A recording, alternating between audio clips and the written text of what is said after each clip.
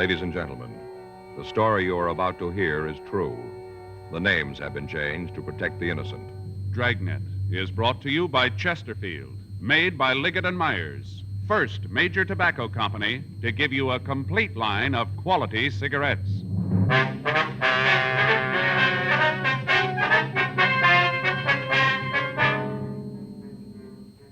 You're a detective sergeant. You're assigned a robbery detail. A gang has hijacked and robbed a bank truck. They've stolen over $100,000. There's no lead to their identity. Your job? Get them. During this holiday season, young America, all of us, will be concentrating on our favorite winter sports: ice skating, bowling, basketball, skiing. One thing you'll notice: whatever young America does, wherever it goes, Chesterfield goes along. Yes, Chesterfield is the choice of young America. Chesterfield is the choice of more thousands of smokers everywhere. People are learning the facts about Chesterfield, learning that Chesterfield is highest in quality, low in nicotine, learning that Chesterfield is really mild, really satisfying. So how about it, friends? Change to Chesterfield yourself. Smoke America's most popular two-way cigarette, regular and king-size Chesterfield. Best for you.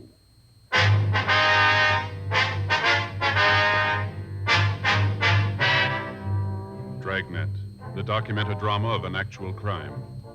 For the next 30 minutes, in cooperation with the Los Angeles Police Department, you will travel step by step on the side of the law through an actual case transcribed from official police files. From beginning to end, from crime to punishment, Dragnet is the story of your police force in action.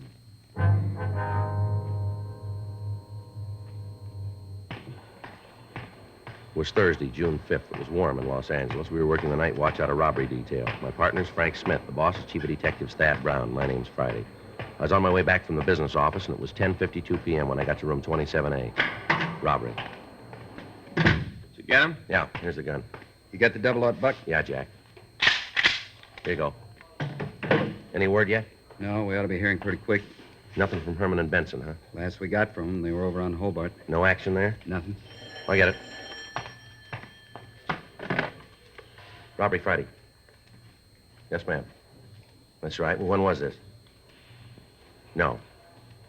No, that's a burglary. If you'll hold on just a minute, I'll have you switch them. Yes, ma'am. Hold on just 1 minute. Would you give this call to 2524, please? That's right, burglary. Thank you. Woman who wants somebody to come out and talk to her about her husband's work pants being taken from the clothesline. You should have gone out. Yeah. You got a cigarette? I'm fresh out. Here you are. Got a match? Yeah, thanks. Well, you might as well sit down. Take it easy. We got no idea how long we're going to be here. Guess so. You know, I'm still not real sure about how this tip came in. You want to fill me in?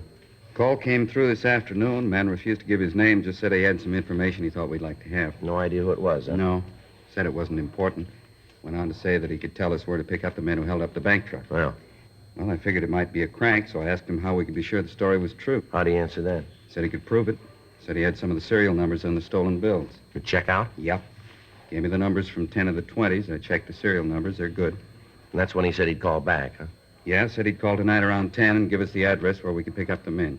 It's late now, about an hour, huh? Yeah. But he knows what he's talking about. We got to be here when the phone rings. No way of getting an ID on him, huh? None. What'd he say about the men? They heavy? From the way he tells it, they're loaded. Got all the guns and ammunition they need to hold out for a week. He knows that. Why couldn't he give us the address this afternoon? He said he wanted to put a lot of distance between him and the rest of them. Say how many there were? Not right out. The way he talked, though, we figure there's 3. Any names? No, said he'd tell us where to pick him up. Said when we blew the whistle, they'd tell us. Might be a little tight taking him then, huh? If the way they handle the guards on the truck is any indication, it isn't going to be a picnic. How many men we got? Herman and Benson, we can call them in. Murph and Rafferty, Stewart and Creasy. Where are they now? Well, I saw Murph and Raff down at the business office just a minute ago. Said they'd be right in. I get it. Robbery Friday. Yes, it is. Where? Yeah, put him through. Call from San Francisco. Operator says station to station. Might be our boy. Huh, you'd have to fly up north to get here this fast. Airlines don't ask for recommendations when they sell a ticket. Wait just a minute. This Friday. Who's this? Okay, if that's the way you want it. Yeah. Give me that address. All right, let me read that back to you. 1657 Garfield Place, apartment 408. Is that right? Okay. Why don't you tell us your name? It won't do any... Hello? Hello? Oh, he hung up. I'll have the business office get on it, see if they can come up with a number. You got the address? Yeah, I got that here. The way he put it, job might be tougher than we figured. What do you mean? Well, I asked him his name. I told him it wouldn't make any difference if he told us. Yeah? He said make a lot of difference. Said they'd kill him if they found out that he finked on them. That figures. Yeah. Said that when he reads in the papers that they're dead, then he'll come in. When they're dead. Yeah. Says we won't take them alive.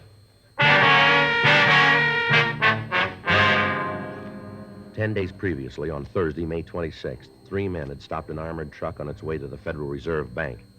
The truck had stopped for collection on Wilshire Boulevard. The 3 hold-up men had approached the truck and produced sawed-off 12-gauge shotguns. At gunpoint, 2 of the men forced the drivers to go out to the San Fernando Valley. The third followed in another car. On a side road south of Ventura Boulevard, the suspects had tied and then beaten the driver and the guard. The 2 men were placed in the back of the truck, and after stealing all of the cash in the vehicle, the thieves had driven off. As soon as the theft was discovered, men from the Federal Bureau of Investigation were notified. Together with them, Frank and I followed down every lead. The crime lab went over the truck but found nothing that would help us in getting to the thieves. Latent fingerprints were able to come up with nothing. The driver of the truck and the guard had been shown the mug books, but they were unable to make an identification. The method of operation was checked through the stats office, but when the leads that developed were checked out, we were in the same position as when we first got the call. We had no idea who the thieves might be. Descriptions obtained from the 2 victims were broadcast to the entire nation, but there were no kickbacks. The FBI weighed and sifted all evidence in its Washington headquarters, but they came up with the same results we had. Nothing. The phone call from the informant was the first concrete lead that we'd gotten. There were 9 men from Robbery Division and 3 teams from the FBI in the operation.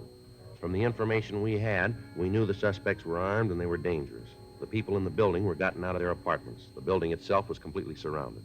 1:36 a.m. We moved in. Boys in the street are set. Let's go. All right. Did you check the manager? Yep. Descriptions of the men in the apartment match the one we got from the driver of the truck. Checks out to be the same guys. The manager say how many there were? 3. She's not sure they're all in. All right.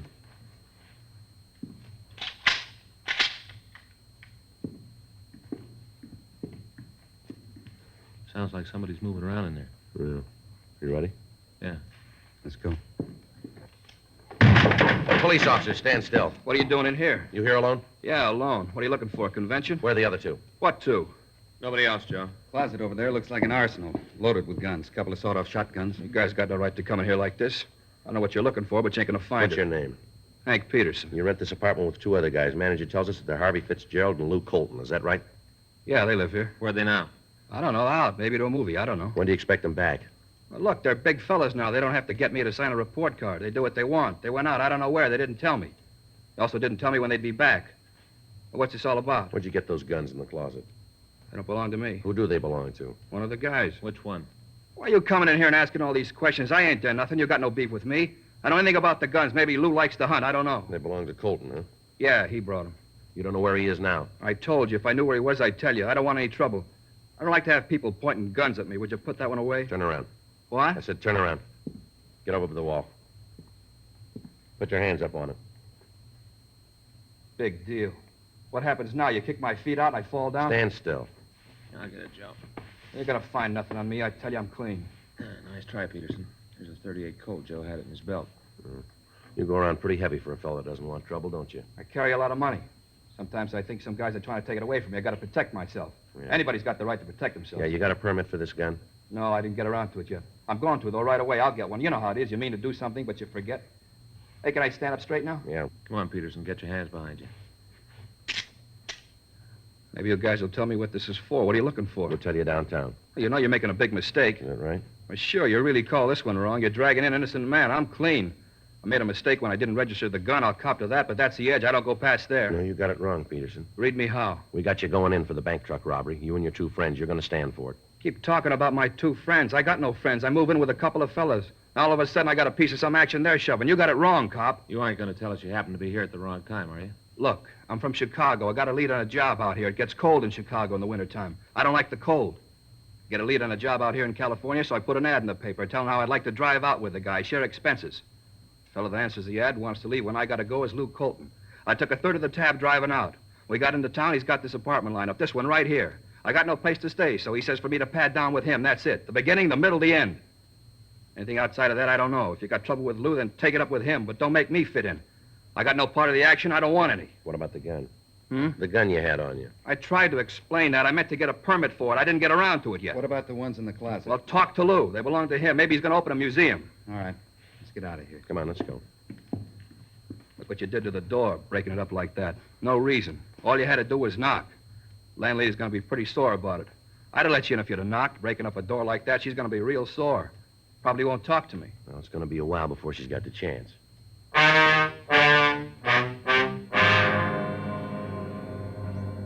While Frank and I took Henry Peterson downtown, the other officers from robbery maintained the surveillance on the apartment. Because of the construction of the building, it was impossible to wait inside of the room. However, all of the entrances were covered. 2:40 a.m. We checked the suspect through R&I, but we found that he had no record in Los Angeles. His fingerprints were taken and forwarded to Washington for checking. He was printed and mugged and then placed in a cell in the felony section at the main jail. The rest of that night, the watch on the apartment continued without results. The following morning, Frank and I met with Lieutenant Smyers at a special show-off of the suspect for the driver and the guard of the armored car. Without hesitation, they both stated positively that Peterson was one of the men who'd held them up. The kickback arrived from Washington with the information that Peterson was wanted for escape from the state penitentiary in New Jersey. He'd been convicted on a charge of murder and robbery and given a life sentence. The record showed that he'd escaped from the prison on Friday, May 9th, 2 weeks before the truck had been robbed. 4:15 p.m. We had him brought from his cell, and Frank and I talked to him in the interrogation room at the main jail. You guys a cigarette? Yeah. Here. Thanks. Here's a match. What do we got going? Same thing. We want to know about the robbery of that armored car. You figure there's something I could tell you on it, huh? We wouldn't be here otherwise. I'll make you a deal. We don't make them. No, hear me out. You might go for this. We can't promise you anything. You're asking me to come over to your side. Seems like you'd be willing to come a little closer to the line. What do you got to say? How bad you got me nailed? As deep as it can go. For real? That's right. Well, lay it out. All of it? Yeah. We got the kickback from Washington. We know you're wanted for escape. We checked the guns from the apartment. Found out they were taken in a burglary in Chicago, Tuesday, May 13th. Go ahead. We checked with the Chicago papers. The ad you told us about asking for a ride out here, it was never run. You guys are sure thorough. The victims of the robbery identified your picture. They sure? They're sure. No chance for a mistake. No chance. If I cop out, where am I going to do the time? We don't decide that. You think they'll send me back to Jersey? I told you we got no say in that. It's so cold back there. It's nice here in California. I'd like to stay here. Nothing you guys can do so I can take the fall in Quentin, huh? Nothing. Any way you hear it, I'm nailed, huh? That's right. Okay. Maybe it's marked down that I copped out. They'll let me stay in California. It'll be put down that way. Okay. Where do you want me to start? Try the beginning. Good at places, any? You were with the holdup, huh? Yeah. How about the other two? You picked them up yet? No. They haven't come back to the apartment. Might be good if they didn't. Where do you come up with that? Heavy, real heavy. What are their names? Luke Colton, Harvey Fitzgerald. Those are the names in the mailbox. Are they real? As far as I know. You aren't sure, huh? No. Part of what I told you is true. I broke out of a jail in Jersey, then beat it to Chicago. Laid around for a couple of days, then started to look for some action. I was broke. I needed a score to set me up. Sitting in a bar down on State Street one night, and I met Lou and Harvey. They tipped me to the job out here. You mean they came all the way out here to pull the one job? Yeah. They got a rumble about how it'd be a cinch. Came out to run it off. Then they figured on going back, leaving you cops with nothing. When were they figuring on leaving? I don't know. This was their part of the deal. I told them going in I wanted to stay out here. Didn't make any difference to them. We all figured that if we cut up a $100,000 score, none of us was going to look bad. For all I know, they might be on the way back now. Their clothes were still in the apartment. You know how many suits you can buy with a third of $100,000? Go ahead. Yeah, well, after the job, we made the split. Talked it over and decided to dig in for a few days and then take off. At least they decided to leave. Didn't say when. I told you now they might be on the way back now. Who else knows you're in on the job? Huh? Outside of you three, Colton, Fitzgerald, who else knows about it? Isn't anybody. Well, where's your part of the money? Got it down the bus depot. Got it in the locker down there. How long's it been there? Since day before yesterday. How often do they clean out them lockers? Every 24 hours. Well, then there's $33,000 floating around in the check room. You got the key to the locker? Yeah, Where is it? in my shoe. I got it taped with the sole inside. You want to give it to us? Well, no, but I don't guess there's any other way. No. Okay. You spend any of the money? You mean the stuff we stole? That's right.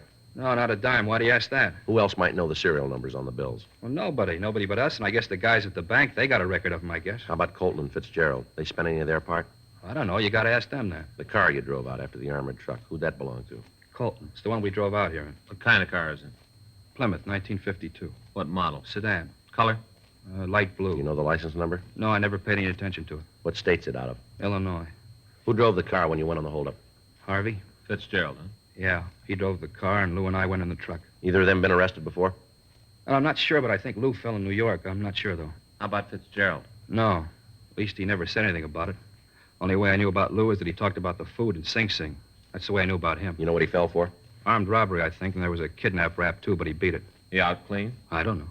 Seems like you planned a job with two guys that you didn't know very well, doesn't it? I was hungry and I was cold. I wasn't about to ask for a life story when they offered me a part of the action. How'd they pick you? I told you, I was in a bar on State.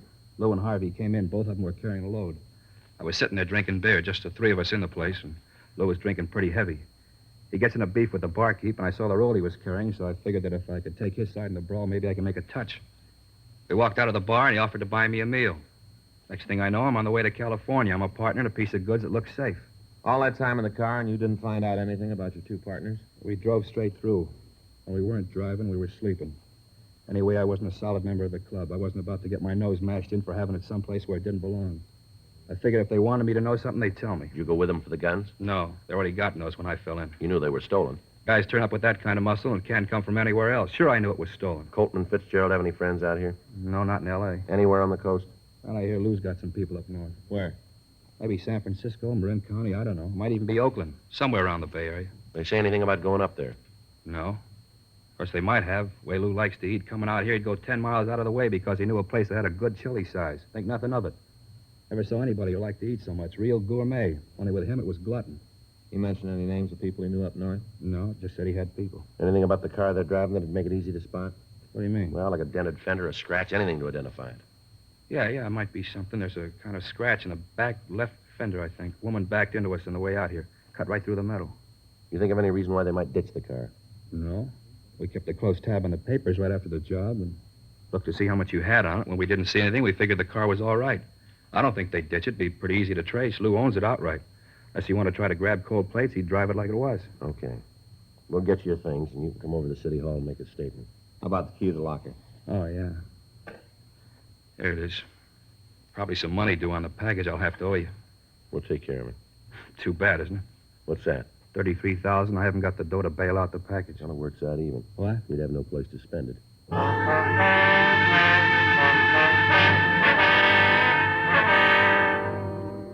An immediate APB was gotten off carrying the names and descriptions of the two suspects. Also a description of the car. A radiogram was sent to DMV at Illinois, requesting the license and description of any car registered to a Lewis Colton. While Eleanor Eastlack took Peterson's statement, Frank got in touch with the telephone company. They'd finished checking the phone call we'd gotten from San Francisco, but the information they gave led us no farther toward apprehending the suspects. The call had been made from a pay booth in the ferry terminal building. We got in touch with the FBI and filled them in on the developments. As a result of Peterson's statement, the number of men maintaining the surveillance at the apartment on Garfield Place was cut to one team working days and one team working the night watch. We put a call in to San Francisco and talked to Chief of Inspectors James English. We filled him in on what had happened. He assigned Inspectors Sutton and Zimmerlin to work with us on the case. 5:46 p.m. We checked out a trip car and we left for San Francisco. It took us a little under 10 hours to drive the 405 miles between the two cities. At 4:03 a.m., we stopped in Oakland and put in a call to the San Francisco Police Department. How much? Yeah, just a minute. Frank, you got a quarter? Yeah. Thanks. Here you are. 264, please. Hello, this is Joe Friday. Yeah. You got a message there for me from Charlie Sutton or Jules Zimmerlin? Yeah. No, we just got in. Yeah. Oakland. What? Just a minute. You see that street sign up there? Yeah, wait a minute. 5th and Poplar. 5th and Poplar. Yeah. No, we're coming right over. When was this? I see. Well, if Charlie calls in, tell him that we're on the way, will you? Right. Thank you. Well, we're almost too late. What do you mean, they got a lead? Sutton and Zimmerlin called in 30 minutes ago. Yeah? They got the car waiting for the suspects now.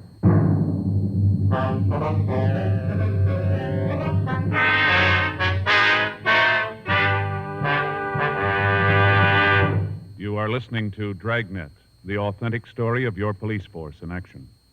There are good reasons why thousands of people are changing to Chesterfield every day. Why Chesterfield is the largest selling two-way cigarette in America. Why Chesterfield is best for me and best for you. To sell a product, you have to make it good and keep it good. What do the latest reports show about Chesterfield? Well, our research laboratory has compared it with the leading cigarettes in the country. Chesterfield is highest in quality, low in nicotine. People these days want facts. When you want people to use your product, you have to tell them what effect it has on people who do use it regularly. That's why a doctor has examined for almost 2 years a large group of Chesterfield smokers. 45% of them have, on the average, been smoking Chesterfields for well over 10 years. What is the effect on these people from smoking Chesterfield? No adverse effects to the nose, throat, and sinuses, says the doctor, from smoking Chesterfield. Consider Chesterfield's record with those smokers, with millions of other smokers throughout America. Another good reason for you to change to Chesterfield. Regular or king size, Chesterfield is best for me and best for you.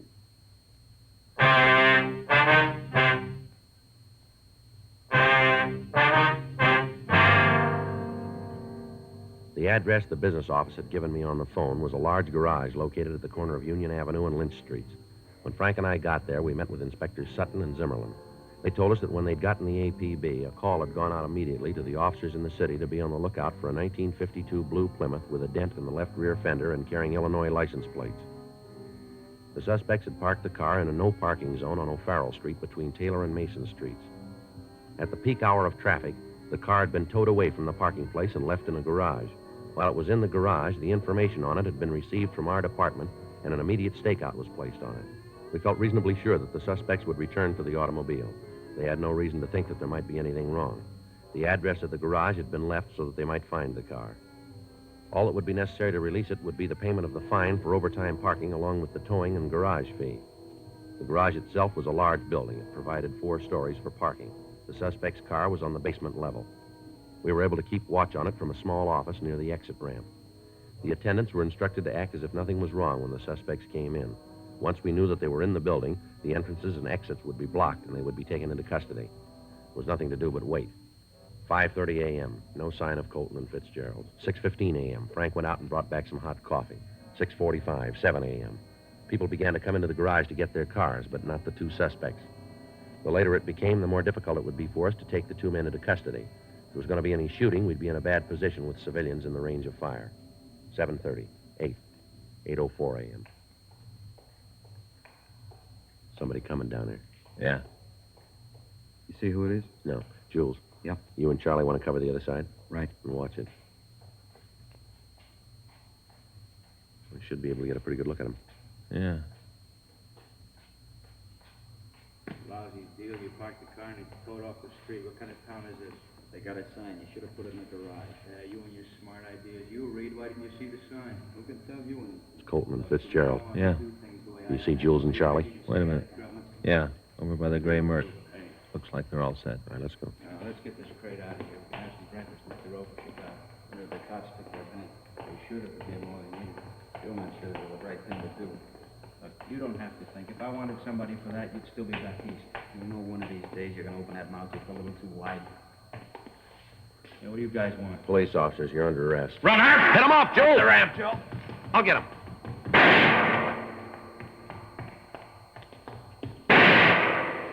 Colton, this isn't the way out. You follow your own map, Pop. The doors are blocked, Colton. You're in here for good. You're wearing the wrong kind of glasses. I'll get out. Now, look, we got you for robbery. Don't make it any more. Joe? Yeah.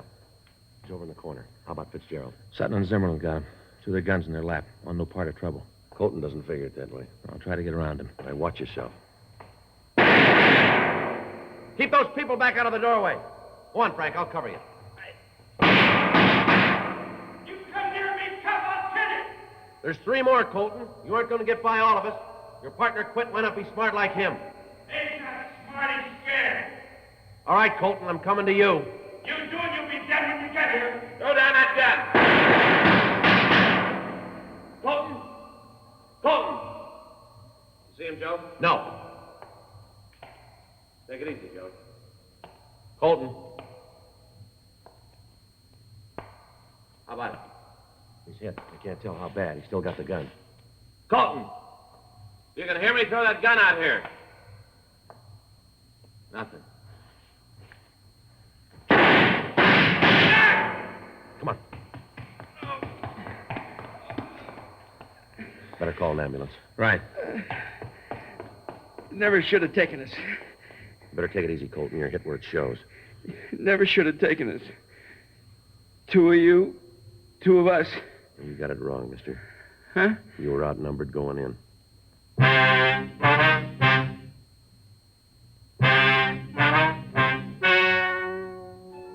The story you have just heard is true.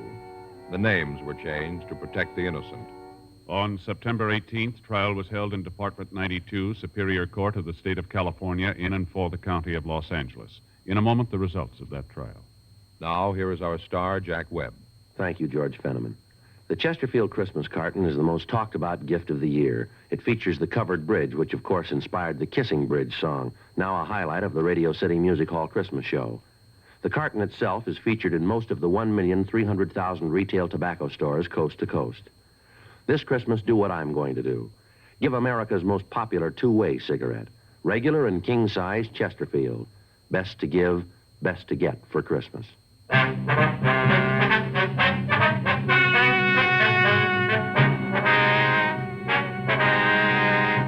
Harvey Ned Fitzgerald and Louis Jeffrey Colton were tried and convicted of kidnapping, robbery in the first degree, and violation of the Dangerous Weapons Control Act. They were found guilty and sentenced as prescribed by law. Kidnapping is punishable by imprisonment for a period of from 1 to 25 years in the state penitentiary. Robbery in the first degree by imprisonment for a term of not less than 5 years. Violation of the Dangerous Weapons Control Act by imprisonment in the state prison for a period of not less than 5 years. Henry Vincent Peterson was remanded to the authorities of New Jersey for completion of his sentence. A hold was placed on him by the state of California in the event he is paroled. Be sure to read the current issue of Photography Workshop for an interesting and informative look behind the scenes with Dragnet. That's Photography Workshop. The current... You have just heard Dragnet, a series of authentic cases from official files. Technical advice comes from the Office of Chief of Police W.H. Parker, Los Angeles Police Department. Technical advisors, Captain Jack Donahoe, Sergeant Marty Wynn, Sergeant Vance Brasher. Heard tonight were Ben Alexander, Herb Ellis, Vic Perrin. Script by John Robinson. Music by Walter Schumann. Hal Gibney speaking. Watch an entirely different Dragnet case history each week on your local NBC television station. Please check your newspapers for the day and time. Chesterfield has brought you Dragnet, transcribed from Los Angeles. Buy new Fatima, the smooth smoke with Fatima tips of perfect cork, king size for longer filtering, and Fatima quality for a much better flavor and aroma. This Christmas, give Fatima in the special Christmas carton. Cork tip and plain ends, too.